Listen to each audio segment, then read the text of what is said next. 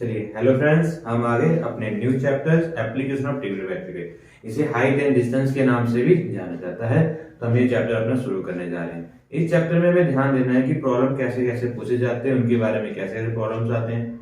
ठीक है, हम अब शुरू करने से पहले जिन लोगों ने चैनल को सब्सक्राइब नहीं किया please like share and subscribe कीजिए, क्योंकि ये आपका यूट्यूब चैनल है जहां से आपकी भी ग्रोथ होगी और हमारी भी ग्रोथ होगी। ठीक है, अब हम शुरू करते हैं। एप्लीकेशन ऑफ ट्रिग्नोमेट्री में सबसे बेसिक ध्यान ये देना है कि एंगल ऑफ एलिवेशन में हमें ध्यान देना होता है। एंगल ऑफ एलिवेशन में बच्चे क्या होता है कि जैसे मानो अपने आप को क्या करो, बॉल के सामने ऐसे खड़ा कर लो, ऐसे पीछे करके अपने आप को बॉल के सामने खड़ा कर लो। जो आपका नेक है, यदि नेक जो है आपका, आप जैसे बॉल के बिल्कुल साथ में करो तो आपका नेक का एलिवेशन क्या है, ज्यादा हो रहा है, तो जो एंगल है ज्यादा बढ़ रहा है। लेकिन जैसे जैसे पीछे आओगे बॉल से तो आपका जो एंगल है, जो आपका हेड है, उसका क्या होगा, एलिवेट धीरे धीरे नीचे होते रहेगा, तो उस तरह एंगल भी कम होते रहेगा। मीन्स कहने का मतलब ये है कि यदि देखो क्या है कि यदि आप यहाँ पे खड़े हो, ठीक है, तो यहाँ पे आप इसको देखने के लिए क्या करना पड़ रहा है, आपको ऐसे सर उठाना पड़ रहा है। तो जो आपका हेड का जो एंगल ऑफ एलिवेशन है क्या हो रहा है, ज्यादा हो रहा है। अब उसे हम कम करते हैं। अब आप धीरे धीरे पीछे आओ, यदि आप यहाँ पे आओगे तो यहाँ पे जो आपके हेड का जो एंगल ऑफ एलिवेशन है क्या होगा, कम होगा। मतलब उसी से क्या होगा, आपका एंगल कम होते जाएगा। अब जैसे आगे जाओगे तो एंगल बढ़ेगा, जैसे पीछे आओगे तो क्या होगा, एंगल आपका कम होगा। इस चीज पे आपको ध्यान देना होता है कि एंगल ऑफ एलिवेशन में मेनली ध्यान देते हैं लोग, इसी पे गलतियां हमारे करते हैं। तो एंगल ऑफ एलिवेशन क्या होता है कि सिंपल आप नीचे से ऊपर की तरफ देख रहे हो, इसे बोलते हैं एंगल ऑफ एलिवेशन।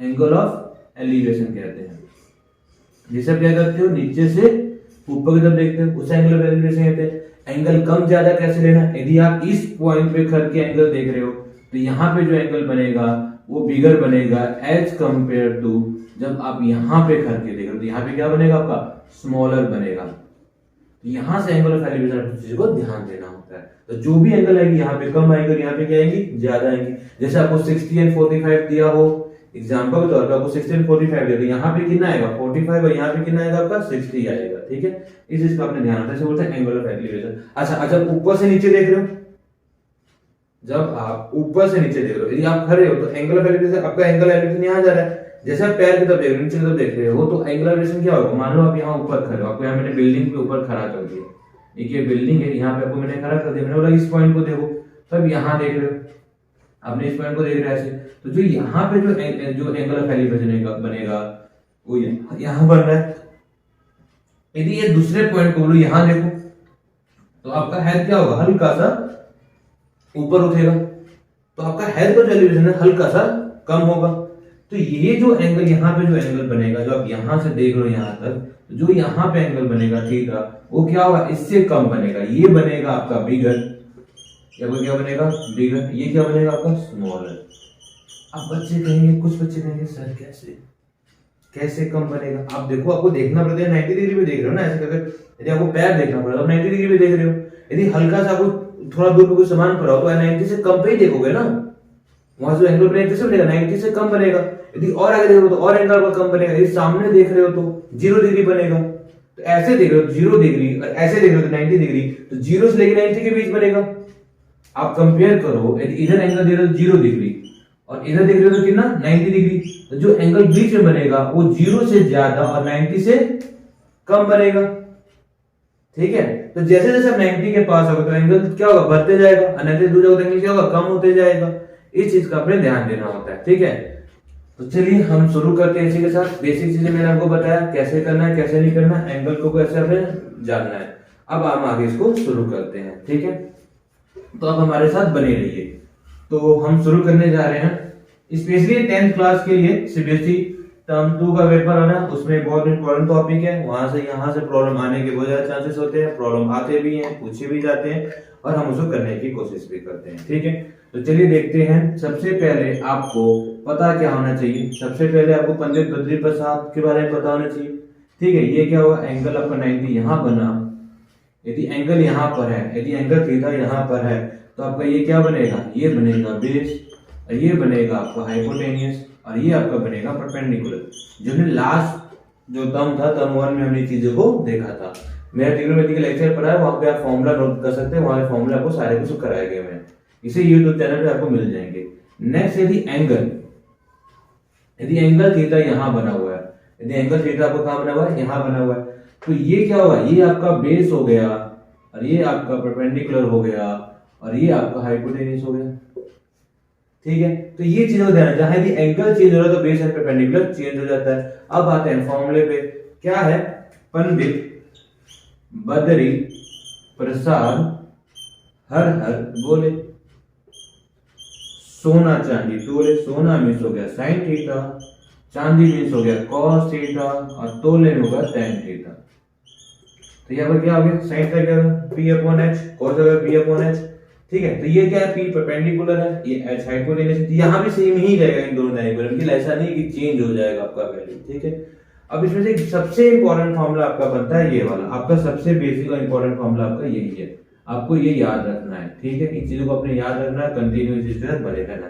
नेक्स्ट आता है आपका, अब होता है फॉर्मूला निकालना। फॉर्मूला कैसे, कौन कौन से हमारे फॉर्मूले यूज होते हैं, उन चीजों पर कुछ वैल्यूज को निकालना सीखना है। यदि मैं बात करूं, सिंपल यदि मैं बात करता हूं तो मैं वैल्यू निकालना आना चाहिए। जैसे यदि मैं बात करूं, ठीक है, 0 डिग्री पे कैसे वैल्यू निकालेंगे, 30 डिग्री पे कैसे वैल्यू निकालेंगे, 45 डिग्री पे कैसे वैल्यू निकालेंगे, 60 पे कैसे वैल्यू निकालेंगे और 90 पे कैसे वैल्यू। तो यही आपको वैल्यूज याद भी रखनी है, 0, 30, 45, 60 एंड 90। इसमें से इंपॉर्टेंट आता है 30, 45 एंड 60, यही मैक्सिमम बात पूछता है। तो यहाँ पे भी मैं साइन निकालना चाहता हूँ, साइन निकालना चाहता हूँ तो क्या होता है, सबसे पहले आएगा 0/4, ये आ गया 1/4, ये आ गया 2/4, ये आ गया आपका 3/4, ये आ गया आपका 4/4। ठीक है, तो ये आपके नंबर्स आ गए, इनको सॉल्व करके देखते हैं कैसे। यदि 0/4 पर कितना आएगा, 0, मतलब यहाँ जो साइन 0 की वैल्यू होगा तो क्या आएगा 0, यहाँ पे क्या आएगा 1/2, यहाँ पे आएगा 1/√2, यहाँ पे क्या होगा आपका √3/2 और यहाँ पे 1। अब बात करते हैं कॉस की, किसकी बात कर रहा हूं मैं, कॉस की बात कर रहा हूं। तो कॉस में क्या होगा, यहाँ पे जो कॉस थीटा आएगा ये कहां से होगा, पीछे से 1 √3/2, 1/√2, 1/2 एंड 0। अब बात करते हैं tan की, यहाँ भी tan बहुत ज्यादा इंपॉर्टेंट है क्योंकि tan के बारे में बहुत बार पूछा जाता है, बहुत इंपॉर्टेंट है, बहुत बेसिक कंसेप्ट के साथ करेंगे यहाँ पे। tan है, tan का एक फॉर्मूला आपको बताया हुआ है, क्या होता है, sin theta upon cos theta, sin theta upon cos theta होता है। तो 0/1 कितना होगा 0, 1/2 डिवाइडेड रूट में कितना होगा, तो ये होगा 1/√3, ये 1 हो गया √3, 0/1 क्या हो गया इनफाइनाइट। इनफाइनाइट होता है अनडिफाइंड, क्या होता है ये अनडिफाइंड। इसकी खोज रामानुजन ने की थी, अनडिफाइंड की खोज किसने की थी, रामानुजन, इंडियन मैथमेटिशियन है। इन्हीं के जन्मदिन पे क्या बनाया था, मैथमेटिक्स डे बनाया था जो 22 दिसंबर को आता है। आपको पता होना चाहिए, मैथ के बहुत बड़े ज्ञाता थे हमारे रामानुजन जी, उनके बारे में चीजें बताई जाती है। तो ये हमारा बेसिक फॉर्मूला है जो आपसे पूछे जाते हैं, बेसिक चीजें आपसे पूछी जाती हैं, कैसे कैसे इनको सॉल्व किया जाए, ये सब चीजें हम देखते हैं। चलिए हम प्रॉब्लम को आगे चलते हैं, प्रॉब्लम को सॉल्व करते हैं। ठीक है, कैसे, पहला एग्जांपल पे हम सम करते हैं, बेसिक सम करेंगे सारी से। पहला एग्जांपल लेते हैं। एग्जांपल में फर्स्ट एग्जांपल क्या है कि एक टावर है, एक टावर से एक डिस्टेंस पे मानो रामू खड़ा है। कौन खड़ा है, रामू यहाँ खड़ा है, यहाँ पे रामू बेचारा खड़ा है और ये यहाँ से देख रहा है ऊपर टावर की तरफ, टावर के ऊपर रामू देख रहा है। तो जो रामू देख रहा है, जो एंगल ऑफ एलिवेशन है, रामू कितना बना रहा है, 30 डिग्री बना रहा है। जो रामू की जो हाइट है वो 1 मीटर है, रामू की हाइट कितनी है 1 मीटर है और हाइट दे रहा है 30 डिग्री पे देख रहा है। अब कितनी दूरी पे खड़ा है रामू, खड़ा कितनी दूरी पे, रामू ज्यादा दूर नहीं खड़ा, रामू खड़ा है आपका 25 मीटर पे। जो आपका टावर है, ये आपका टावर है, टावर से दूर पे रावण 25 मीटर दूरी पे ये खड़ा है। पूछ रहा है find the height of the pillar, find the height of the pillar. कैसे है, एक पिलर है जिसके जो फुट से जो डिस्टेंस है रामू की 25 मीटर है, रामू का जो एंगल एलिवेशन है 30 डिग्री है, जो रामू की हाइट है वो 1 मीटर। कितनी मीटर है 1 मीटर। अच्छा, इसी जगह पॉइंट देता तो कि एक पॉइंट है जो पिलर के फुट से एक पॉइंट पे 25 मीटर है। सेम समय पूछा गया है, एक पिलर है, पिलर से पॉइंट पे, अब ये पॉइंट है यहाँ से पूरा एकदम बिल्कुल फुट से पॉइंट पे है, पॉइंट से एंगल एलिवेशन कितना है 30 डिग्री है, डिस्टेंस 25। तो रामू की हाइट नहीं लेनी पड़ेगी, जो यहाँ पे 1 मीटर आया है, इन्हीं ताऊ जो हाइट आई है, इसमें जो बाकी हाइट है उसे प्लस करेंगे और यहाँ पे जो आंसर है उसे हम डायरेक्ट लिख देंगे। तो ये पॉइंट और हाइट, इस चीज का आपने ध्यान रखना है। सीबीएसई इन्हीं चीज से खेलता है, वर्डिंग का सारा खेल होता है। तो इसको प्रॉब्लम सॉल्व करते हैं। निकालना क्या है, बेस दे रखा है, निकालना हाइट है बस परपेंडिकुलर, फॉर्मूला क्या लगेगा tan थीटा। tan थीटा किसके इक्वल होता है, परपेंडिकुलर अपॉन बेस के इक्वल होता है। tan थीटा की वैल्यू कितनी दे रखी है आपको, 30 डिग्री दे रखी है। परपेंडिकुलर फाइंड करना है, बेस आपको दे रखा है 25 और दे रखा tan थीटा की वैल्यू कितनी होती है, tan थीटा की वैल्यू होती है 1/√3, उसकी वैल्यू डालेंगे तो 1/√3 equal p upon 25। Cross multiply करेंगे तो क्या होगा, √3p इक्वल 25, p की वैल्यू आएगी 25/√3। अब इसको रैशनलाइज कर लो, रैशनलाइज करके आप सॉल्व कर सकते हो। रैशनलाइज सॉल्व करोगे तो इसका आंसर आएगा 25√3/3। अब क्या ये हाइट आई है, वो कहां से कहां तक आई, यहां तक की हाइट आई है 25√3/3। अब इसमें क्या करना है, +1 मीटर ऐड कर देना, तब क्या आएगी, टोटल हाइट आएगी। क्या आएगी, total height of the tower आएगा आपका, टोटल हाइट ऑफ टावर, ठीक है, ये आपका टोटल हाइट आएगा टावर का, कितना आएगा 25√3 डिवाइड बाय 3 +1, ठीक है। तो इस चीज का आपने ध्यान रखना है, पूछा जाता है, पूछते हैं, हर बार एग्जाम में पूछा जाता है।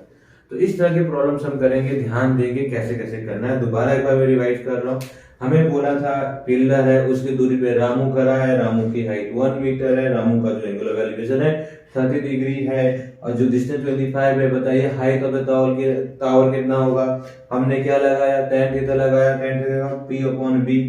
सेम हमें प्रॉब्लम दिया, हमने सॉल्व किए। बेसिक प्रॉब्लम्स है, ऐसा नहीं है कि बहुत हाई फाई टफ सम है।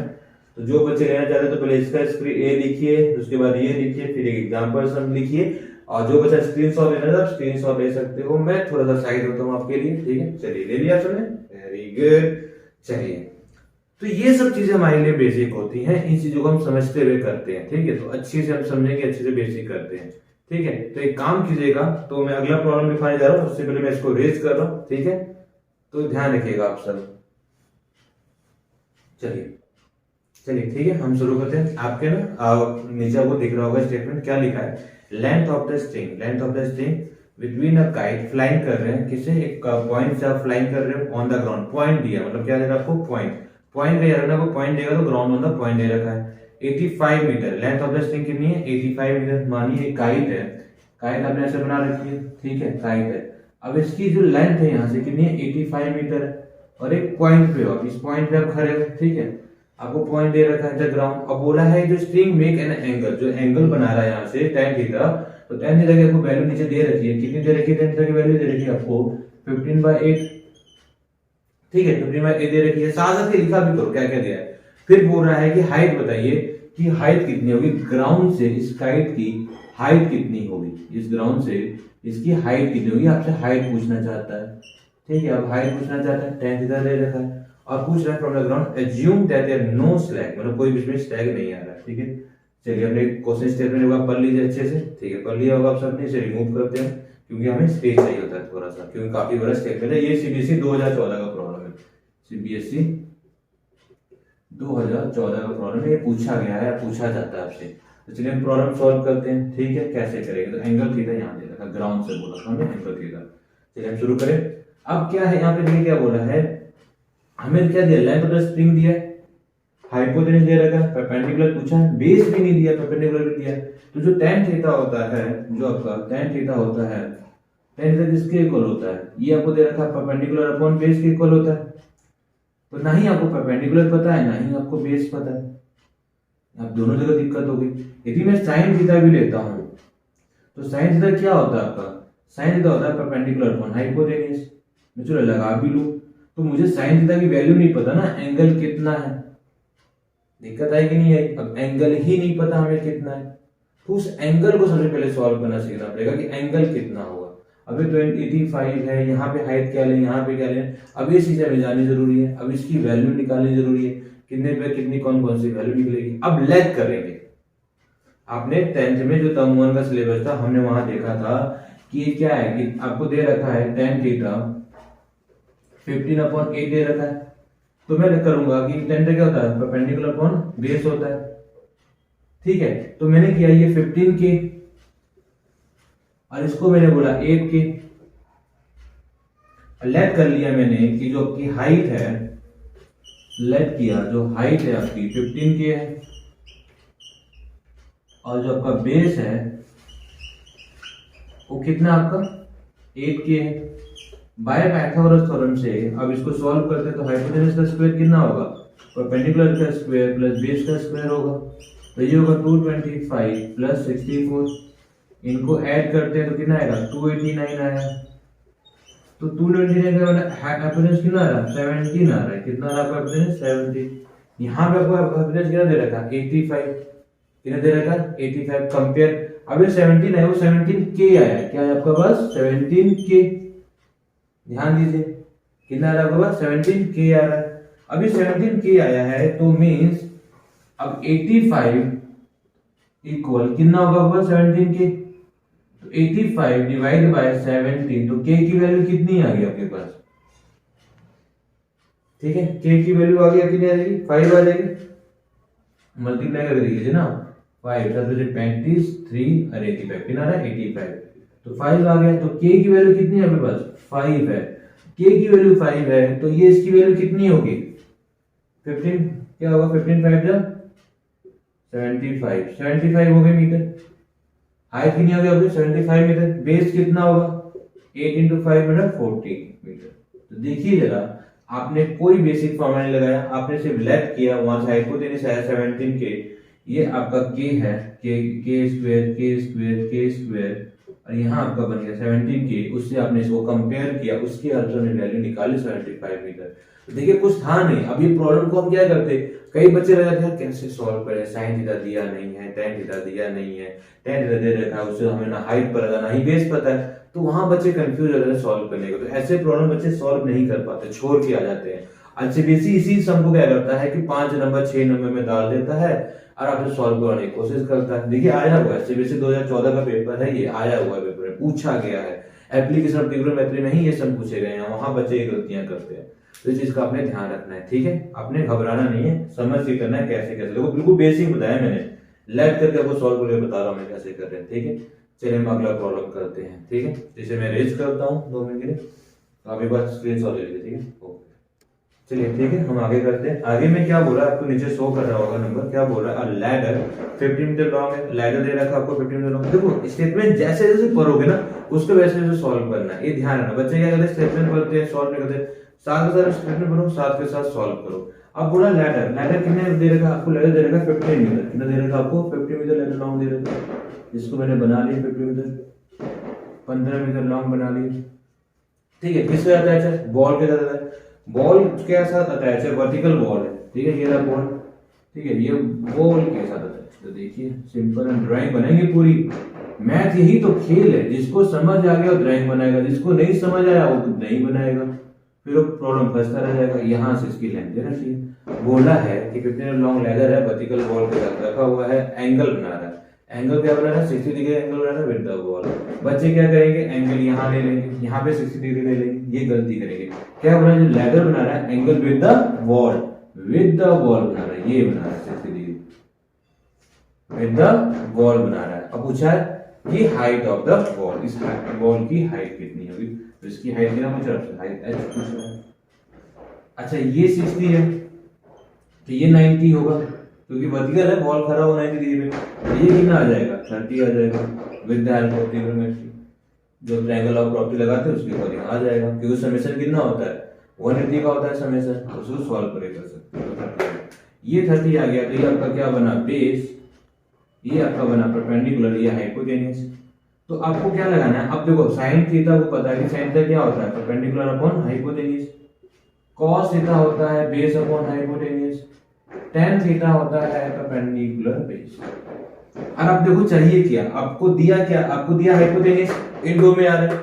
नेक्स्ट पूछा क्या परपेंडिकुलर, आगे इसमें रहा इसमें आ रहा है, इसमें नहीं आ रहा, इसमें परपेंडिकुलर आ रहा है। तो इसलिए हमें क्या यूज करना है sin यूज करना, ना ही cos यूज करना है, ना ही आपने tan यूज करना है, जिसका आपने ध्यान देना है। तो चलिए sin आ रहा है, तो sin theta equal perpendicular upon hypotenuse. sin आपको दे रखा है 30 डिग्री, परपेंडिकुलर आपने निकालना है बेस आपको दे रखा है 50। sin 30 की वैल्यू कितनी होती है, नहीं यार याद करो जल्दी है। ठीक है 1/2 कितना होती है 1/2 परपेंडिकुलर अपॉन 50, क्रॉस मल्टीप्लाई करेंगे 2p इक्वल कितना आ गया 50, p की वैल्यू कितनी आ गई 15/2 हमारा आ गया 7.5 मीटर। तो याद कीजिए, वैल्यू याद कीजिए, वैल्यू बहुत जरूरी है याद करना, ठीक है। तो चलिए हम इसी साथ इसको आज ओवर करते हैं, नेक्स्ट लेक्चर में इसको खत्म करेंगे। ये भी प्रॉब्लम आया हुआ है, ये 2013 का है, सीबीएसई 2013, सीबीएसई 2013 का प्रॉब्लम है। हम साथ के साथ प्रीवियस ईयर के प्रॉब्लम भी कर रहे हैं, साथ के साथ कंसेप्ट भी समझ रहे हैं, अच्छे से कर रहे हैं। तो बने रहिए हमारे साथ, ठीक है। Thank you very much, bye bye.